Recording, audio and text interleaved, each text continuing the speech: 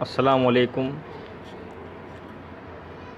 جیسا کہ ہم نے اپنے پچھلی ویڈیو میں راجستھان میں شعر و ادب کے ارتقاء پر بات کی تھی، جس میں سے ہم نے راجستھان میں اردو شاعری کا آغاز و ارتقاء پر بحث کی تھی۔ اب ہم اپنے اس ویڈیو میں راجستھان میں اردو نثر کا آغاز و ارتقاء پر بات کریں گے، جو کہ ایم اے فائنل کے طلباء کے لیے پیپر 9 اور پیپر 8 دونوں میں ہی امتحان کے نظریے سے فائدہ مند رہے گا۔ آئیے ہم بات کرتے ہیں راجستھان میں اردو نثر کا آغاز و ارتقاء کیسے رہا۔ راجستھان میں اردو نثر کا آغاز و ارتقاء 19ویں صدی میں اردو نثر۔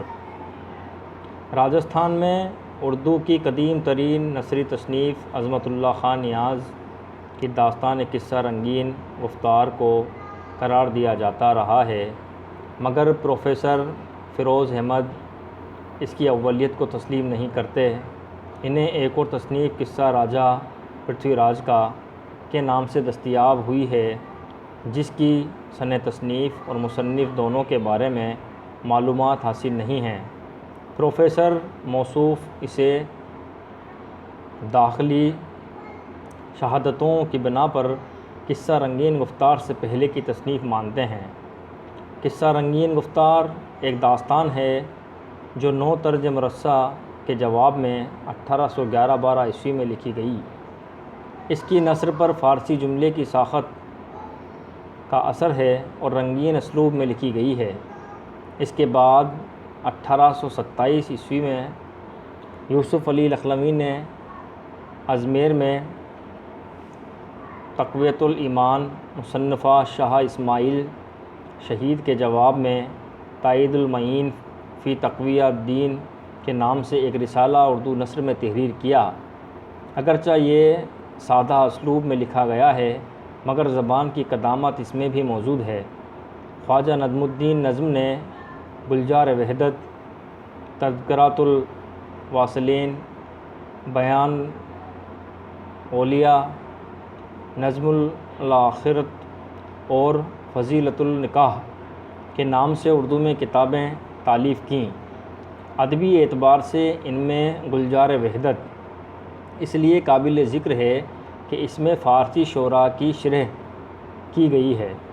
اس کی سب سے بڑی خوبی وضاحت بیانی ہے اور زبان میں بھی قدامت کا وہ رنگ نہیں جو اس سے پہلے کی تصانیف میں ملتا ہے۔ اسی زمانے کی ایک اور نثری تصنیف مہاسراہ رنتھمبور ہے، جسے گردھاری لال نے 1822 میں لکھا۔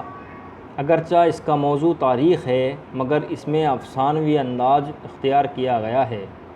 زبان کے اعتبار سے یہ جدید نثر کے قریب ہے۔ 1857 کے بعد مختلف موضوعات پر نثری تصانیف مرج وجود میں آئیں اور بہت سے اہل قلم نے اپنے قلم کے جوہر دکھائے۔ یہاں سب کا ذکر کرنا مقصود نہیں، تاہم چند خاص مصنفین کا حوالہ دینا ضروری معلوم ہوتا ہے۔ اس لیے قلمکاروں میں مولوی سلیم الدین تسلیم، مردان علی خاں رانا،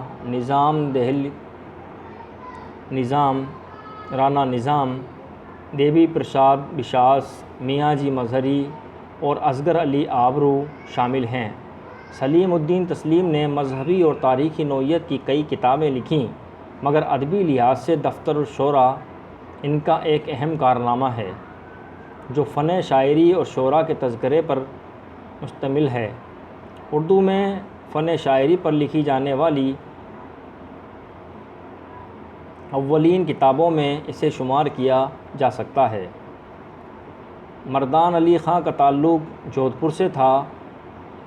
انہوں نے تاریخ، مشمیر ضم علم ظفر اور موسیقی وغیرہ کے موضوعات پر کئی کتابیں قلم بند کیں۔ نیز کرنل ٹاڈ کی تاریخ راجستھان کا اردو میں ترجمہ کیا۔ اس کے علاوہ انہیں مضمون نگاری کا بھی شوق تھا۔ انہوں نے متعدد موضوعات پر کئی مضامین سپرد قلم کیے جو اس زمانے کے اخبارات میں شائع ہوئے۔ دیوی پرساد بشاس کثیر التصانیف تھے۔ تاریخ ان کا خاص میدان تھا۔ ہمارے نقطہ نظر سے ان کا سب سے اہم کارنامہ آثار الشعراء ہنود ہے، جس میں ہندو شعراء کے حالات اور ان کے کلام کا انتخاب پیش کیا گیا ہے۔ سید اصغر علی آبرو ایک جید عالم اور زبردست اہل قلم تھے۔ انہوں نے 70 کے قریب کتابیں لکھیں جو مختلف موضوعات پر ہیں۔ ادبی نقطہ نظر سے ان میں حدیقہ راجستھان کا ذکر ضروری ہے، جو ٹونک کی تاریخ اور وہاں دیگر حالات و آثار پر مشتمل ہے۔ ساتھ ہی اس میں اس عہد کے شعراء کا تذکرہ بھی شامل ہے، جس سے یہ ایک ادبی دستاویز بھی بن گئی ہے۔ اب ہم راجستھان کے نثر کے آغاز و ارتقاء کے تحت ناول نگاری پہ بات کریں گے کہ راجستھان میں ناول نگاری کا کیا رول رہا۔ علمی، مذہبی اور تاریخی نثر کے ساتھ راجستھان میں ناول، افسانہ اور ڈرامہ نگاری پر بھی توجہ دی گئی۔ راجستھان کا قدیم ترین ناول تاثیر صحبت کو قرار دیا گیا ہے، جس کے مصنف حسن الدین خاموش ہیں۔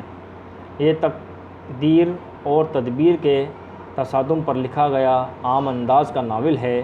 اس کے بعد محمد عبد القدوس فرحت نے 2 ناول شام غم، محروم وصال، زیب النساء بیگم کے نام سے لکھے۔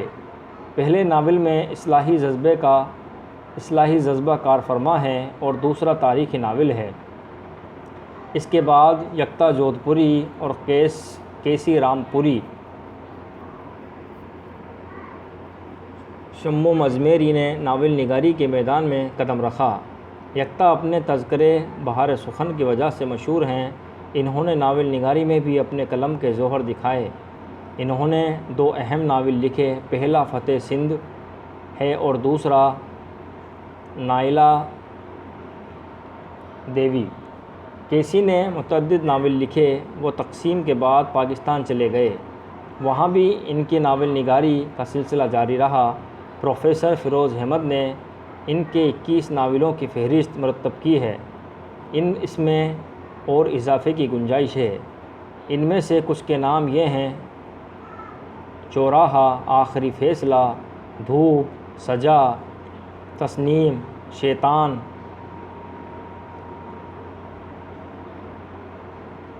پاہج گھرانہ، کلیم، رونق، دل کی آواز، خیانت اور ٹیپو سلطان۔ پروفیسر فیروز احمد کا خیال ہے کہ آزادی سے قبل ہی نہیں بلکہ اس کے بعد بھی راجستھان میں مرزا عظیم بیگ چغتائی کے ساتھ قیسی اجمیری سے بڑا کوئی ناول نگار نہیں گزرا۔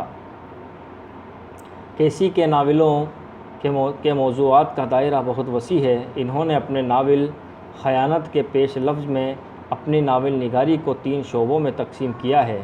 پہلا، مسلم معاشرے کی صورتحال اور قدیم شرافت کا تحفظ۔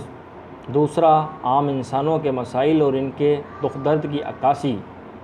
تیسرا، جدید نظریات و نظام حیات کے مقابلے میں 1300 سال قبل کے اسلامی نظام کو پیش کرنے کی صحیح پہلے شعبے سے متعلق ناولوں میں آخری فیصلہ، دل کی آواز، نکہت، زینت، اپاہج اور تسنیم شامل ہیں۔ دوسرے شعبے سے متعلق ناولوں کا سلسلہ چوراہا ناول پر ختم ہوتا ہے۔ تیسرے شعبے سے متعلق ناولوں کا سلسلہ خیانت سے شروع ہوتا ہے۔ ابھی تک ان کے ناولوں کی صحیح قدر و قیمت کا تعین نہیں کیا گیا ہے۔ اردو کے اہم ناول نگار عظیم بیگ چغتائی کا تعلق شہر جودھ پور سے تھا۔ وہ اردو دنیا میں کسی تعارف کے محتاج نہیں۔ انہوں نے 1 درجن سے زیادہ ناول لکھے، جن میں سے چند کے نام یہ ہیں: کولتاج، شریر بیوی، چمکی خانم،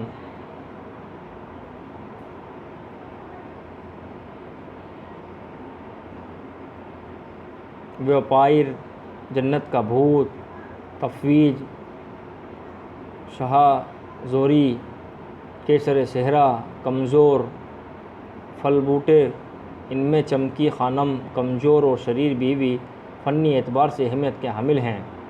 آزادی سے قبل اردو ناول نگاری کا تجزیہ کرتے ہوئے پروفیسر فیروز احمد نے لکھا ہے: راجستھان میں ابتداءً اگرچہ اصلاحی اور تبلیغی نوعیت کے ناول لکھے گئے، جن میں ناول کے فن اور تکنیک سے عدم واقفیت کی وجہ سے قصے کی ترتیب یعنی پلاٹ، کردار سازی اور زبان و بیان کا نقص نمایاں ہے، لیکن بعد ازاں جو تاریخی، معاشرتی، سماجی اور مزاحیہ ناول لکھے گئے ہیں، ان میں فنی نقص کم سے کم ہوتا چلا گیا۔